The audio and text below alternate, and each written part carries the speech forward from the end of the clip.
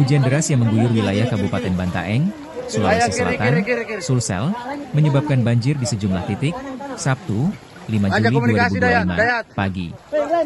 Salah satu wilayah terdampak adalah Kelurahan Lamalaka, Kecamatan Bantaeng.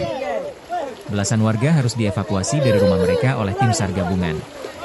11 orang totalnya, 1 orang dibawa ke rumah sakit, 10 orang dibawa ke lokasi yang lebih tinggi. Semuanya selamat, ujar dan Posir Bantaeng, Hamka via telepon. Ketinggian air di lokasi nyaris mencapai dada orang dewasa. Sementara korban yang dievakuasi ke rumah sakit adalah wanita lansia dan harus ditandu.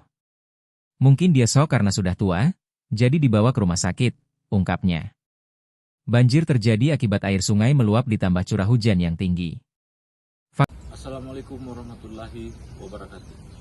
Menginformasikan dari tim SAR gabungan di Kabupaten Bantaeng, pada hari ini Sabtu 5 Juli 2025 pada pukul 8.15 tim SAR gabungan mengevakuasi korban yang terjebak banjir di Kampung Gusung ke Kelurahan Lamalaka, Kecamatan Bantaeng, Kabupaten Bantaeng. Total yang dievakuasi oleh tim SAR gabungan yaitu 11 orang. Dalam kondisi 10 orang sehat, 1 orang kita evakuasi ke Rumah Sakit Umum Anwar Makatutu karena mengalami shock. Terus himbauan kepada masyarakat, terutamanya yang di pinggir sungai, kalau